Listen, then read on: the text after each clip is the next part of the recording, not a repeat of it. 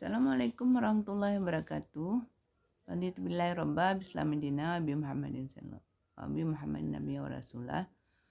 Rabbi syrah li sadri wa yassir li amri wa hlul 'uqdatam min lisani yafqahu qawli. Teman-teman semua yang ada di seluruh Nusantara, yang dimana saja Anda berada, hari ini saya ingin membahas tentang bentuk akhlak yang mulia, bentuk-bentuk akhlak mulia. Di antaranya ada cinta terhadap Allah. Bagaimana kita menanamkan rasa cinta kepada Allah? Yang perlu kita lakukan, yang perlu ditanamkan sejak anak dalam buayan. Anak masih di dalam, mungkin di dalam kandungannya sudah mulai. Bagaimana rasa cinta itu ditanamkan kepada anak di dalam kandungan? Itu biasa kan kalau orang tua memperdengarkan ayat-ayat suci Al-Quran, mengelus-mengelus ya perutnya, tanda kasih sayang. Itu ketika dia lahir di buayan, dia sudah mulai ditanamkan dengan mendendangkan sambil mengayun, mendendangkan. Itu orang-orang zaman dulu dia selalu mengayun anaknya dan mendendangkan kalimah-kalimah dengan melantunkan selawat-selawat badar, selawat-selawat kepada Rasulullah. Nah, di situ sudah menanamkan rasa cinta kepada Allah dan kepada Rasulnya, seperti La ilaha illallah Muhammadur Rasulullah. Itu suara saya kurang bagus, tapi itu alunan-alunan yang ditanamkan rasa cinta terhadap di dalam buayan. Nah, bagaimana ketika anak-anak itu sudah mulai dia masuk ke dalam sekolah, dia sudah mulai diajarkan, atau yang belum masuk misalnya dalam usia 2 tahun, ada juga yang sudah dilakukan penitipan, ada juga yang sudah dilakukan. Nanti guru-guru atau orang tua itu mulai membiasakan membaca doa. Biasa membaca doa ketika dia mau makan. Ayo kita baca doa dulu. Nah, itu diajarkan doa sebelum makan. Terus ketika dia mau mengambil sesuatu, melakukan sesuatu, ayo baca bismillah dulu. Ketika dia menanamkan dalam rasa cinta kepada Allah dengan melakukan membaca basmalah ketika sebelum kegiatan dan membaca hamdalah setelah kegiatan. Ini bentuk-bentuk dan kita menanamkan kebiasaan-kebiasaan ini kepada anak supaya dia terbiasa. Terus selanjutnya kita bisa melakukan berdoa. Itu berdoa itu yang dilakukan setiap hari. Nah, pendidik peserta didik yang di TK juga dilatih cara-cara beribadah, bagaimana cara beribadah, bagaimana cara berzikir. Nah, membacakan doa apa saja ketika kita belum belajar, doa apa yang akan dibacakan. Nah, itu sudah terbiasa memang dilakukan di taman kanak-kanak dan di PAUD ya. Terus jangan lupa itu diterapkan ketika anak. Tidak mesti setiap hari kita harus memandu, tetapi kita mengajak mereka sudah terbiasa. Jadi sudah terbiasa berarti kadang-kadang tidak perlu kita yang memandu, tetapi ada kita membentuk ketua kelas yang hari ini sini, besok siang yang lain, dan besok yang lain. Itu tergantung menurut absen, nanti akan kita suruh memimpin doa. Mengapa kita harus menyuruh anak untuk memimpin doa? Jadi kita melatih supaya dia percaya diri, dapat memimpin teman-temannya. Hari ini dia jadi pemimpin, besok lusa siang lain yang jadi pemimpin, dan besok lagi yang lain lagi jadi pemimpin. Jadi ini hal-hal yang memang yang kita anggap sepele, tapi efeknya sangat besar bagi anak. Nah, ini kan misalnya kita sudah mengajarkan anak yang terbiasa, mungkin di dalam lingkup sekolah, lingkup rumah lebih luas ya. Misalnya ketika anak setelah selesai makan ya, membaca doa sebelum sesudah makan dan mencuci tangan. Itu kebiasaan-kebiasaan untuk membersihkan diri ya. Namun itu juga merupakan ibadah, dan dijelaskan kepada anak bahwa semua yang dilakukan untuk kebaikan diri, kebaikan orang lain, kebaikan lingkungan adalah ibadah. Jadi anak-anak melakukan ibadah. Ibadah itu ada imbalannya yang diberikan Allah, tapi bukan sekarang, kelak.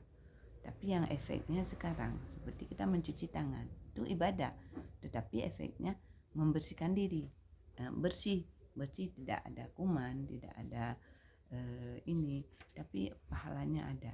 Bagaimana menanamkan kepada anak seperti itu? Nah, itu yang dilakukan berulang-ulang. Itulah pembiasaan.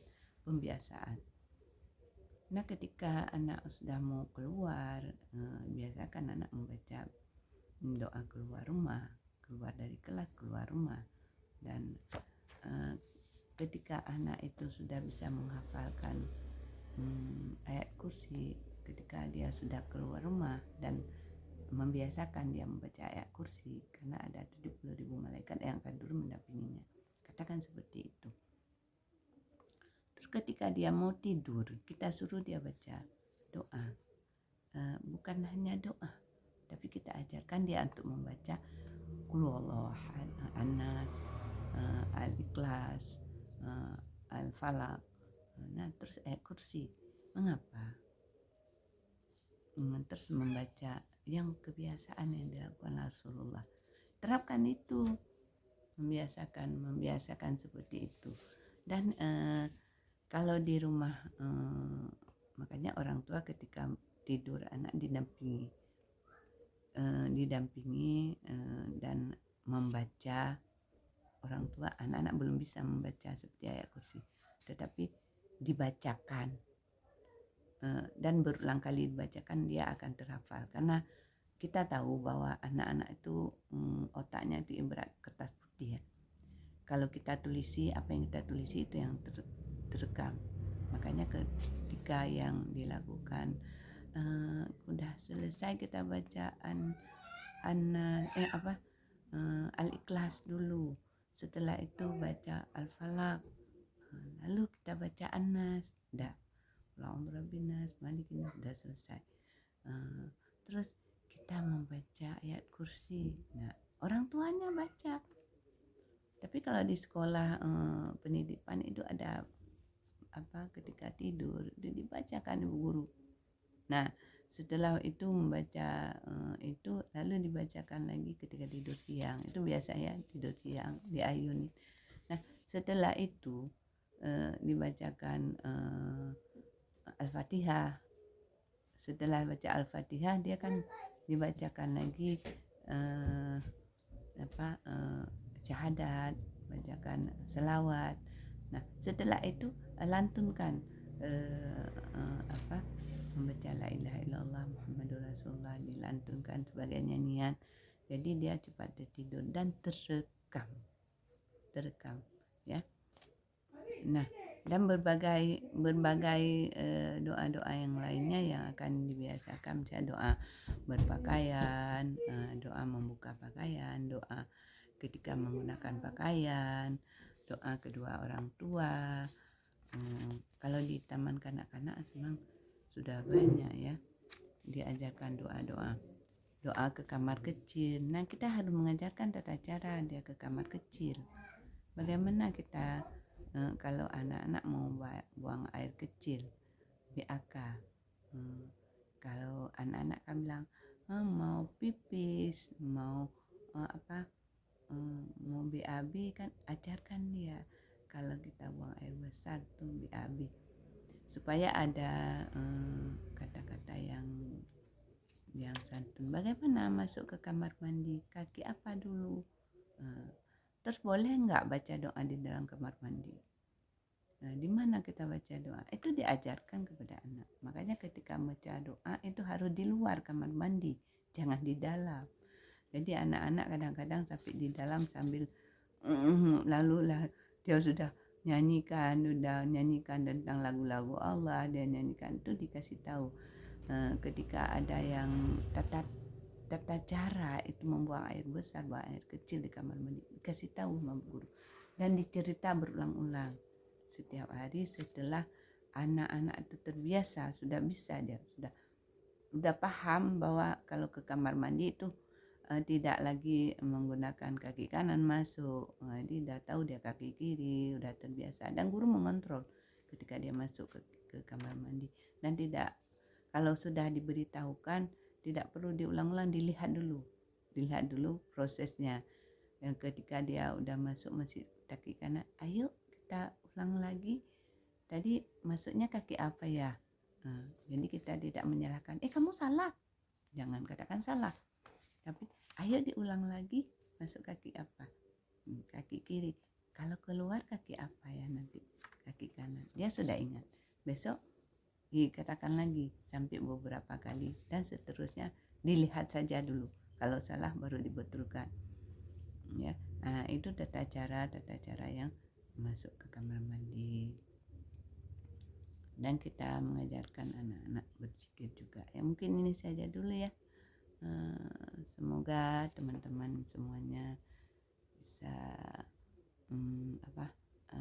menerapkan kepada anak-anak yang kita kanak-kanak ya.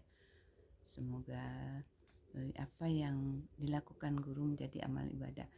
Guru mengajar di taman kanak-kanak itu banyak kali pahalanya, karena mereka yang pertama menerapkan, dan yang jika itu dilakukan sepanjang hayat itu akan mendapat pahala yang besar ya, pahala jariah. Saya akhiri, assalamualaikum warahmatullahi wabarakatuh.